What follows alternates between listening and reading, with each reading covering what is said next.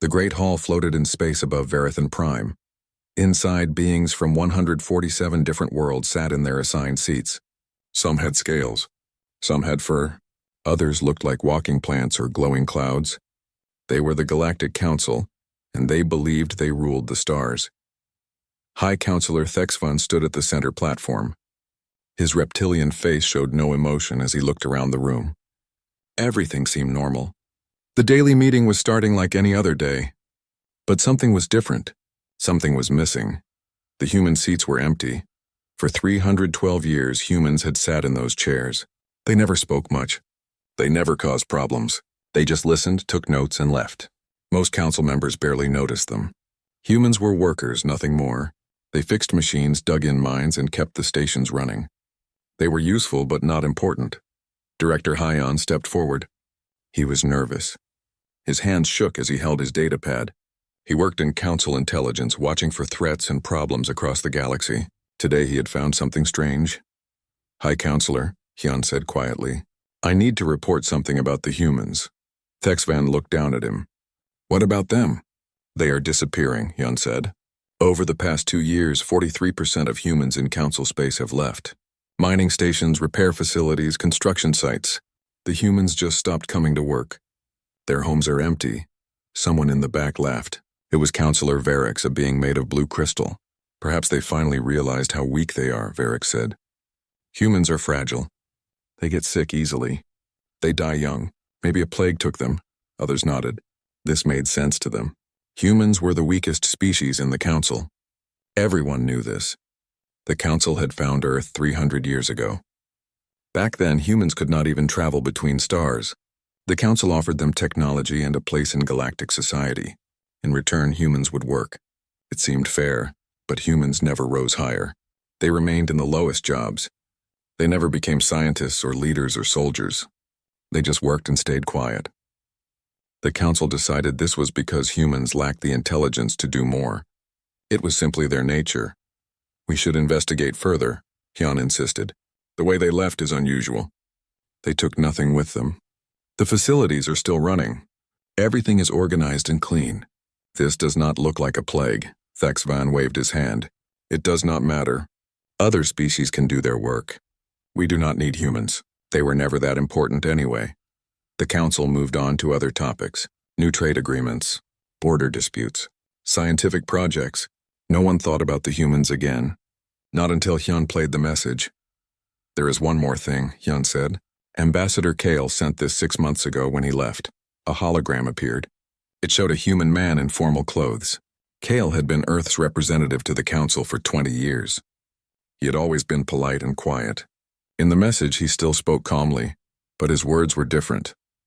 To the Galactic Council, Kale said in the recording, humanity must now focus on matters within our own territory. We thank you for the relationship we have shared, though we remember all aspects of it. We have learned much during our time among you. We will not forget the lessons you taught us. We hope you remember them too.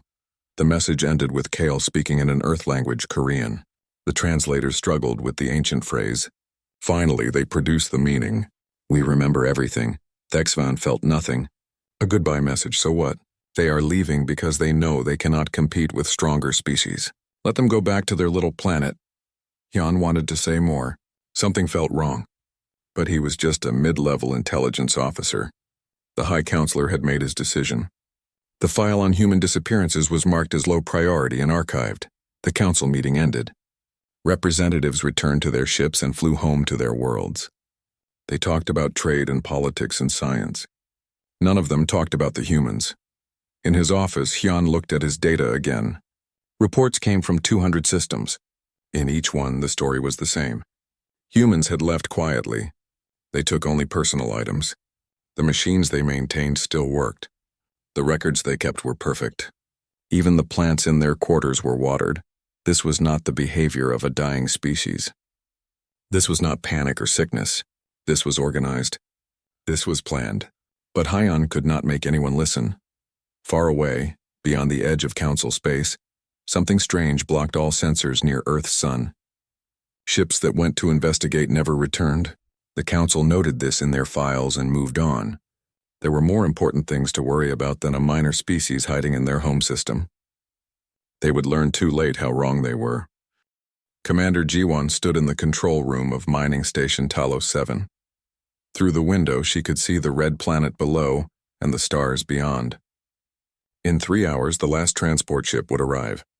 Then Talos 7 would be empty of humans forever. The station had been her home for 5 years. She had managed 300 workers here. They dug valuable metals from the planet's core. The work was hard and dangerous. 12 humans had died in accidents during her time here. The council sent forms to fill out, nothing more. All personal items are packed, said Minho, the station's chief engineer. He was young but skilled. His hands could fix anything. The automated systems are running at full efficiency. Whoever comes after us will have no problems. Jiwon nodded. This was important. The council must not know this was planned. Everything had to look normal. The stations would keep working. The machines would keep running.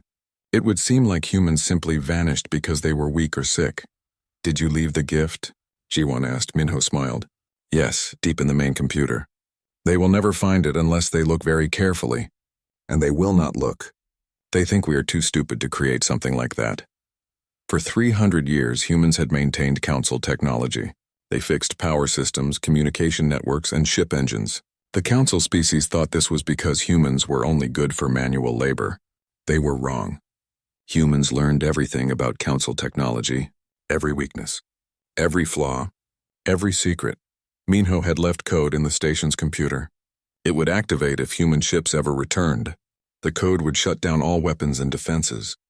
Across the galaxy, human engineers had done the same thing in thousands of facilities. It was insurance for the future. Dr. Suman entered the room. She was a scientist who studied alien biology. The council never let her publish her research. Human names could not appear in scientific journals. That was the rule. Humans could do the work, but they could not receive credit. I have been thinking, Suman said. We have spent 3 centuries watching them. We know their biology, their psychology, their technology. We know how they think and how they fight. But they know nothing about us. They think they know us, Jiwon replied. That is their mistake. They see quiet workers and think we are simple. They see us accept their rules and think we are weak. They never imagined we were learning from them the whole time. Suman pulled out her datapad. I have records of every species in the council.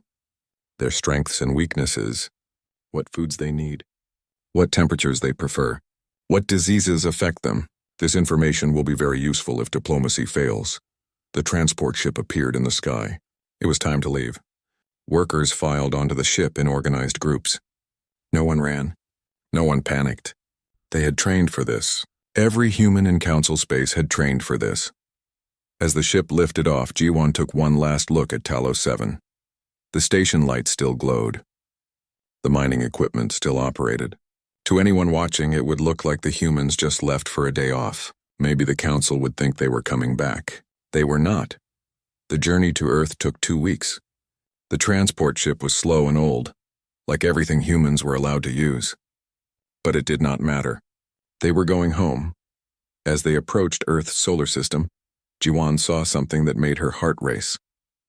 A wall of energy surrounded the entire system. Behind it, she could see construction on a scale she had never imagined. Ships. Thousands of ships. No, tens of thousands. They floated in formation around Mars and in the asteroid belt. These were not the small, slow ships the Council allowed humans to use. These were warships, sleek and dark and powerful. They had weapons unlike anything in Council databases. Humans had been building them in secret for decades. Beautiful, is it not? Minho whispered. We built all of this while pretending to be simple workers. The transport ship passed through the energy wall. A voice came over the communication system. Welcome home. Report to Moonbase 7 for assignment. The Council has 90 days to accept our terms. After that, the fleet launches. Jiwon felt something she had not felt in years. Hope. For 3 centuries, humanity had suffered under Council rule. They were treated like tools, not people. Their children could not attend good schools. Their workers died in accidents that were called acceptable losses. Their voices were never heard, but humans remembered everything. Every insult, every injustice, every death. They had been quiet, but they had also been preparing. Now they were ready. Somewhere far away, a Council scout ship tried to enter the solar system. It hit the energy wall and could not pass through. The ship's sensors went crazy. They detected weapons, ships, and power sources that should not exist. The scout captain sent an emergency message back to Council space. Unknown defensive systems detected around Earth. Massive military buildup. Technology level exceeds our own. Recommend immediate investigation. The message was filed as low priority. After all, what threat could humans possibly pose? The power went out on station Kelvar 9. Then it came back on. Then it went out again. This happened 17 times in one day. The station commander was furious. He called for the maintenance crew. "Where are the humans?" he demanded. "They always fix this." "They are gone, sir," his assistant replied. "We have a new crew from the Belek species. Then tell them to fix it." The assistant looked uncomfortable. "They say they do not know how. The systems are too complex. The humans never wrote down their procedures." This same conversation was happening across the galaxy. Communication networks failed. Ships could not navigate properly. Mining equipment broke down. The Council had not realized how much humans did until they were gone. 73% of the galaxy's infrastructure had been maintained by human workers. Without them, everything was falling apart. Admiral Vesk studied the reports in his war room. He was the highest military commander in the Council. He had fought in battles across the galaxy. He knew warfare, and what he saw in these reports worried him deeply. "This is not random," Vesk said to his officers. "The humans left just enough people behind to keep basic systems running. But all the experts are gone. They took their knowledge with them. We cannot fight a war if our ships cannot be repaired." One of his officers raised a hand. "Sir, we have also found something else." A human analyst named Doyen was working in intelligence. "We discovered he was sending information to Earth for years, everything. Ship locations, military plans, government secrets." "Arrest him," Vesk ordered. "We did, sir, but you need to see what he gave us." Director Hyon brought the data core to the Council chamber. Doyen had not resisted arrest. Instead, he smiled and handed over the device. "You should watch this," he had said. "You need to understand what you did to us." High Counselor Thexvan, Admiral Vesk, and dozens of other leaders gathered to view the contents. What they saw changed everything. The data core contained 300 years of records. Every human who died in mining accidents. Every child denied entry to Council schools. Every request for better working conditions that was ignored. Every time a human voice was silenced, there were thousands of deaths. Most were listed as acceptable operational losses. One report showed a mining accident that killed 43 humans. The Council investigator wrote that the humans should have been more careful. He recommended no changes to safety procedures. Another file showed a human scientist who developed a cure for a common disease. The Council took her research and gave credit to a Verithan doctor. The human scientist received nothing. When she complained, she was fired. The files went on and on. 3 centuries of injustice carefully documented. Humans had recorded everything, but there was more. The data core also contained intelligence, maps of every Council military base, specifications of every weapon system, personal files on every Council leader, ship schedules, defense codes, communication protocols. Humans had been spying on the Council for 300 years and no one had noticed. "How is this possible?" Thexavan whispered. His hands were shaking. "We never allowed humans into sensitive positions." "They did not need sensitive positions," Hyun explained. "They maintained our computers. They repaired our communication systems. They cleaned our offices. We talked freely in front of them because we thought they were too stupid to understand. We were fools." Admiral Vesk ran a simulation. He input all available data about human capabilities and Council forces. The computer calculated different war scenarios. Every single outcome favored humanity. The humans knew Council tactics because they had been watching for 3 centuries. They knew Council weaknesses because they had maintained Council technology. They had prepared countermeasures for every possible Council response. "We cannot win a conventional war," Vesk announced. The room went silent. "The humans have spent 300 years preparing for this exact situation. They know everything about us. We know nothing about them." As if to prove his point, a new message arrived from Earth. Ambassador Kale appeared on the screen again. This time he was not diplomatic. "To the Galactic Council," Kale said. His voice was cold and clear. "Humanity has endured 300 years of exploitation. We have documented every crime against us. We have legal and moral justification for what comes next. You have 90 days to accept our terms. Dissolve the council, create a new government where all species are equal, pay reparations for the suffering you caused. If you refuse, we will take what we are owed by force. The screen changed. It showed images from Earth's solar system. Thousands of warships hung in space. Their designs were advanced using technology the Council did not understand. Weapons charged with power levels that should not be possible. We built this fleet while you thought we were too primitive to be a threat, Kale continued. We developed this technology while you thought we were too stupid to innovate. We planned this operation while you thought we were too weak to resist. You were wrong about everything. You have 90 days. Choose wisely. The message ended. The council chamber erupted in chaos. Some members demanded war. Others begged for negotiation. Thexvan sat frozen in his chair, staring at the empty screen. For the first time in his life, he felt fear. 45 days remained. The council chamber had never been so loud. Representatives shouted at each other. Some demanded war. Others begged for peace. Nobody could agree on anything. Representative Kira stood at her podium. She was from the Palaxian species, known for their logic and fairness. She waited for the room to quiet down, then began to speak. I have reviewed the human records, Kira said. Every document in the data core. We are guilty of terrible crimes. We treated an entire species as slaves in everything but name. We denied them education, opportunity, and justice. The humans are right to demand change. They threaten us with war, shouted war advocate Neron from across the room. He was a Calixian, a warrior species. We cannot surrender to terrorists.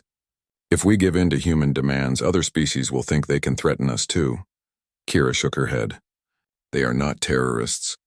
They are victims seeking justice. There is a difference. We created this situation. We must fix it. We should negotiate, suggested another counselor. Offer them some things, but not everything. Perhaps we can reach a compromise. The humans made it clear, Kira replied. Full equality or war. There is no middle ground. We must choose. High Counselor Thexvan called for a vote. The results split the council into 3 groups. 40% wanted to accept human demands. 35% wanted war. The rest wanted to try negotiation. Nothing was decided. Counselor Yuna requested permission to speak. She was from a small species that had always been kind to humans. Her people had traded with Earth and formed friendships. She knew humans better than most. I have been in contact with Ambassador Kale, Yuna announced. The room erupted in angry voices. She raised her hand for silence. Please listen. The humans do not want to fight. They want justice. They want to be treated as equals. But they spent 300 years preparing for the possibility that we would refuse. They will not back down. You betray the council, Neron accused. I tell you the truth, Yuna responded calmly. The 90-day deadline is not random. It is the exact amount of time we need to mobilize our full military forces. After 90 days, we will have gathered our strength. But the humans know our capabilities. They know our tactics. They know everything about us. The deadline is not for negotiation. It is a final warning before they strike. Thexvan stood up. He looked tired and old. The council is divided. We cannot reach agreement. Therefore, I will decide. We will offer limited reparations and minor reforms. We will negotiate. But we will also prepare for war. Admiral Vesk, begin fleet mobilization. Kira protested. This is the worst choice. It satisfies no one and guarantees conflict. It is my decision, Thexvan said firmly. This meeting is over. As representatives left the chamber, news spread across the galaxy. 3 species immediately announced they would not fight against humanity. They remembered how humans had helped them over the years. Other species began secret negotiations with Earth. On the mining planet where Commander Jiwan once worked, the new Balex crew struggled with failing equipment. The station commander sent an urgent request to Council headquarters. Need human engineers immediately. Systems too complex for current staff. The request was denied. There were no human engineers available. They were all on Earth, preparing for war. Admiral Vesk gathered his fleet commanders. 12,000 warships would be ready in 40 days. It was the largest military force in Council history. But Vesk had no confidence. His simulations showed the same result every time. Human victory. We will do our duty, Vesk told his officers. But we are about to fight an enemy who knows our every move before we make it. Pray that politicians find a peaceful solution. Otherwise, many of us will not return. On Earth, General Taewon reviewed the final preparations. The human fleet was ready. 50,000 warships armed with weapons designed specifically to counter Council technology. Soldiers trained for 3 generations waited for orders. Engineers had prepared one final surprise. Ambassador Kale received Thexvan's offer of limited reforms. He read it carefully, then deleted it. The time for half measures had passed. Humanity had been patient for 300 years. They would not settle for scraps now. Kale sent a simple response. Your offer is rejected. Full equality or war. You have 35 days. In her home, Representative Kira packed a small bag. She had decided to leave Verithan Prime. If war came, the Council capital would be the first target. She sent a message to her family. Come home. Leave Council space.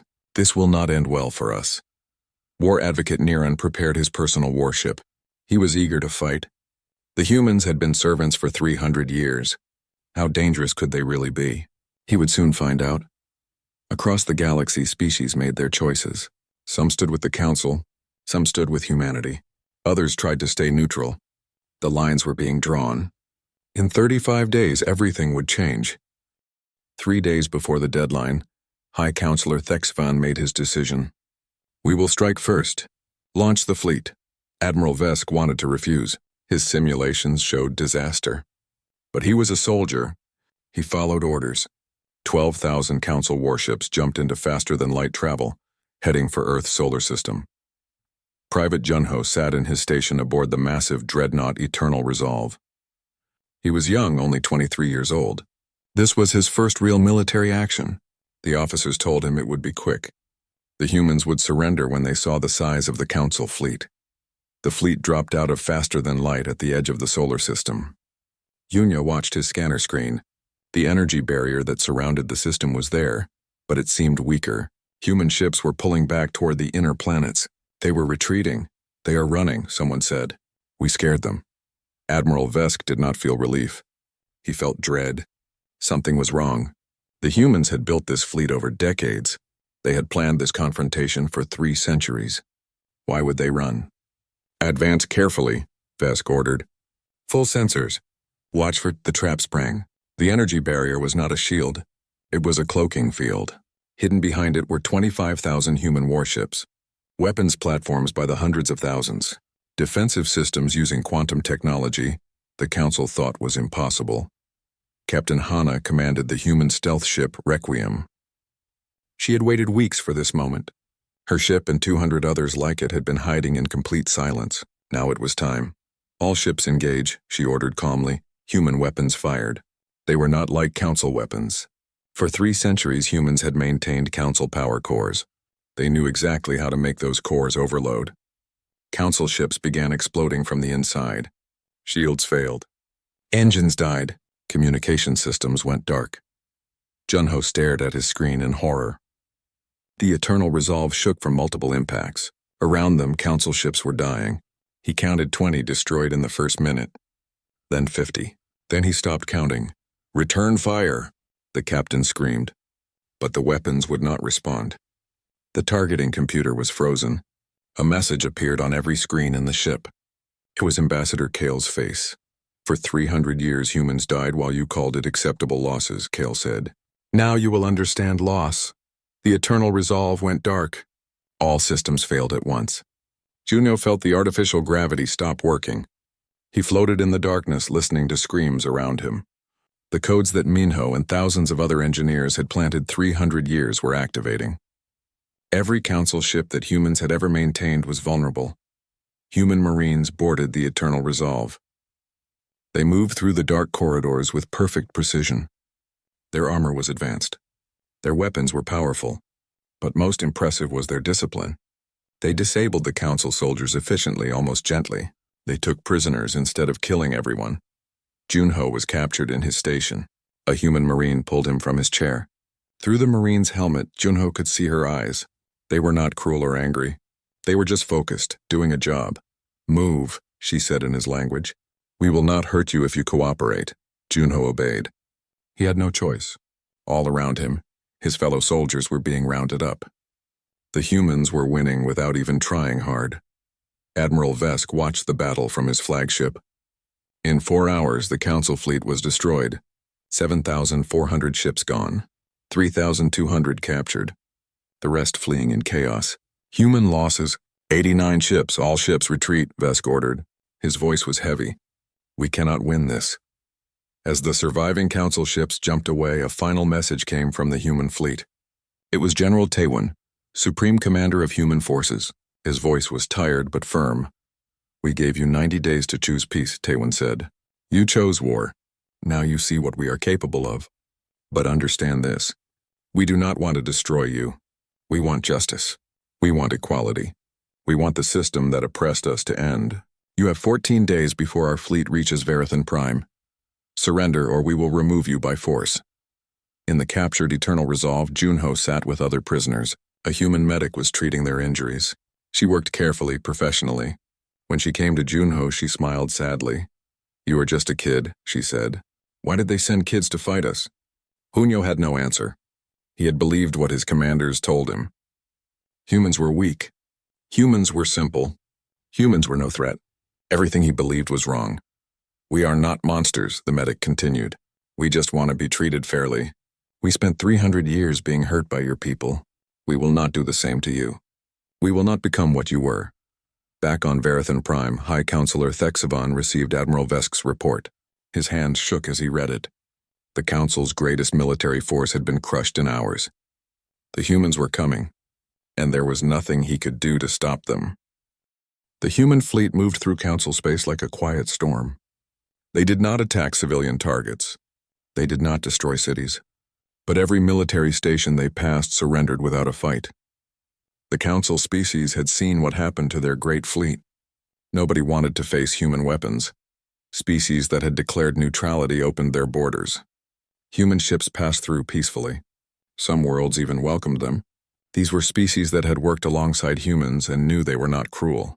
They understood humans wanted justice, not revenge. On Verithan Prime, High Counselor Thexfon stared out his window at the sky. In 2 days, the human fleet would arrive. Admiral Vesk had resigned rather than order a suicidal defense. Most of the Council had fled to their home worlds. Only a few remained. Thexvan had spent his entire life believing in the Council's superiority. The system seemed natural to him. Strong species led, weak species served. That was how the universe worked. But the humans had proven him wrong about everything. A message came through. Ambassador Kale wanted to meet. In person. Alone. They met in the empty council chamber. Kale walked in calmly without guards. He looked at the grand room with its expensive decorations and elaborate seats. Then he looked at Thexvan. You wanted to understand how we did it, Kale said. It was not a question. You want to know how you missed the signs. Thexvan nodded slowly. I thought we were fair to you. We gave you technology.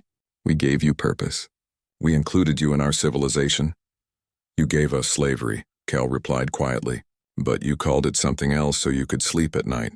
You took a species that had just reached for the stars and made them your servants. You denied our children education. You ignored our dead. You silenced our voices. And you called it fair because we accepted it quietly. Why did you accept it? Thexvan asked. Why did you not fight from the beginning? Because we were learning, Kale said. You thought our silence was weakness. It was patience. You thought our compliance was stupidity. It was strategy. For 300 years we watched you. We learned everything about you. Your technology, your tactics, your psychology. We waited until we were ready. And you never suspected because you believed we were too simple to plan, too weak to resist, too broken to fight back. Thexvan felt something inside him break. What happens now? Justice, Kyle answered. The council will dissolve. A new government will form where every species has equal voice. You and others who enabled this system will face trial. Some will go to prison. Others will serve the communities they harmed. The galaxy will learn what you did so it never happens again. And then we rebuild, together, as equals. Director Hyun sat in his office writing his final report. He had been right to worry about the humans. Every warning sign had been there. Engineers asking unusual questions. Workers coordinating across systems. Resources disappearing. But the council ignored it all because they could not imagine humans as a threat. His report would be archived for future generations. The title was simple. How We Failed. Lessons the Galaxy Must Remember. The human fleet arrived at Verithan Prime. Thexvan expected bombardment. Instead, General Taewon led peacekeeping forces to the surface. They secured government buildings carefully. They protected civilians. They provided food and medical care to areas where infrastructure had collapsed. Human soldiers walked through the streets of the capital. People stared at them. These were the weak species, the simple workers. Now they wore advanced armor and carried powerful weapons, but they did not hurt anyone. They just kept order. Private Junho was released from captivity. The humans gave him a choice: return home or help build the new order. He chose to stay. He wanted to understand these people who had defeated him so completely, but treated him so fairly. He was assigned to work with engineer Minho, helping restore infrastructure that had failed without human maintenance. Minho treated him with respect, teaching him the systems humans had maintained for centuries. Why help us? Hunyo asked one day. We treated your people terribly. Minho paused in his work. Because we do not hate you. We hated the system. There is a difference.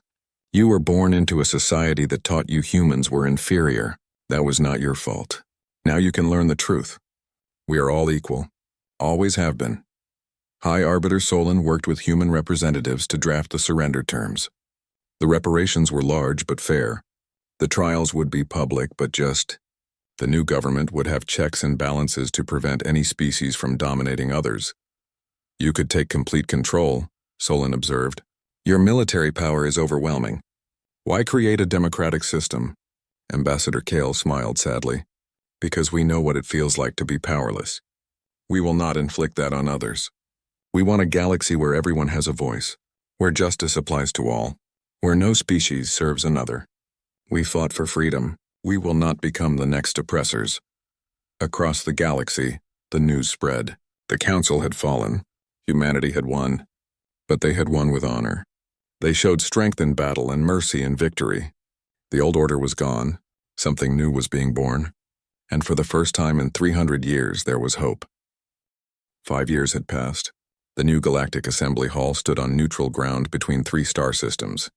Inside, representatives from 147 species sat in a circle. No species had a higher seat. No voice mattered more than another. This was the new order. Ambassador Kale, now Secretary General, stood to address the assembly. His hair had more gray than before. Leading the galaxy was harder than fighting for it. But he looked satisfied. 5 years ago, we ended a system of oppression, Kyle said. The transition has been difficult. Change always is. Some species lost privileges they had enjoyed. Others gained rights they were denied. We have made mistakes. We will make more. But we are building something better. A galaxy where all species are equal. Dr. Suman led the Truth and Reconciliation Commission. For 5 years, she had documented the history of human oppression. Former council officials testified about their actions. Some showed genuine regret. Others remained defensive. All of it was recorded. The commission's final report was massive. It told the story of 3 centuries. The deaths in mines. The children denied education. The scientists whose work was stolen. The voices that were silenced. Every school in the galaxy would study this history. The galaxy would remember, so it would never happen again. Former High Counselor Thexvan served his sentence on the mining world where Commander Jiwon once worked. He did the same jobs humans had done. He maintained the equipment. He lived in their old quarters. He experienced what he had forced on others. The work changed him. He began to understand. Humans had not been weak. They had been exploited. They had not been simple. They had been denied opportunity. His greatest regret was not losing power. It was causing so much suffering through his ignorance. He wrote a book about his experience. Some people hated it. Others found it valuable. It showed how good people could support terrible systems without realizing it. How easy it was to ignore injustice when you benefited from it. Private Junho had become something unexpected. He worked as a liaison between species, helping build understanding.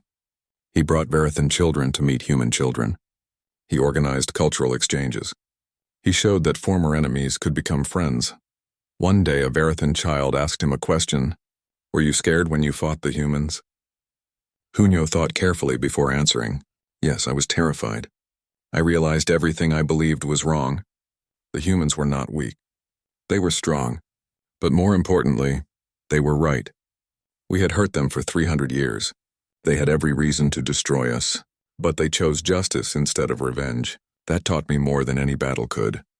Counselor Yuna worked tirelessly in the new assembly. She pushed for programs to help species that still struggled, education initiatives, economic development, cultural exchange. She knew that laws could change quickly, but hearts changed slowly. Some species resented the new order. They missed their privileges. They complained about human dominance. Yuna addressed these concerns in a famous speech. Yes, humanity is powerful, she said, but watch what they do with that power. They are voluntarily limiting their military. They are sharing their technology freely. They are giving up their leadership role so all species can lead. They could have built a new empire. Instead, they built a democracy. Judge them by their actions, not your fears. In a school on Earth, human children studied alongside alien children. They learned each other's languages and customs. They played together. They became friends. This was the future that Commander Jiwon had fought for. A future where species differences did not mean inequality. Jiwon herself had retired from military service. She taught history now, making sure young people understood what their ancestors had endured and achieved. She was careful to be fair. The council members were not all evil. The system was evil. Many council citizens simply did not know better. Education was the key to preventing future injustice. Dr. Suman published her final work. It was a study of oppression across galactic history. She compared different civilizations and how they treated weaker members. Her conclusion was simple. Civilizations that valued all their members thrived. Those that exploited the weak eventually fell. The council had fallen. Now the galaxy had a chance to thrive. At the assembly, Secretary General Kale prepared to step down. He had served 5 years. Now it was time for someone else to lead. This was the system humans had created. No permanent rulers. No species with permanent advantage. Just rotation and equality. In his final speech, Kyle reflected on the journey. 300 years ago, humanity entered a galaxy that saw us as tools. We were used and discarded. Our suffering was called acceptable. Our deaths were called operational losses. We could have responded with hatred. We could have sought revenge. Instead, we chose justice. We chose equality. We chose hope. He paused, looking around at the assembled representatives. The work is not finished. Prejudice still exists. Economic inequality remains. Trust is still being rebuilt. But we are moving forward together. As equals, as partners. The old council believed some species were born to rule and others to serve. We proved them wrong. All species have value. All voices deserve to be heard. All beings deserve justice. Kale's final words echoed in the chamber. The humans disappeared quietly once before. We left because the council gave us no choice. We prepared in silence because speaking brought no change. But we will never be silent again. And we will ensure no other species suffers as we did. Remember this. Remember everything. Build a better future. The assembly rose in respect. Human, Verithan, Palaxian, Calixian, all species standing together. The council had believed themselves untouchable. They learned too late that silence is not weakness. Patience is not surrender, and the quiet ones are often the most dangerous. The galaxy had changed. It would never go back. And somewhere in schools across 1,000 worlds, children of every species learned the lesson together. Justice delayed is not justice denied, and those who are underestimated often become unstoppable.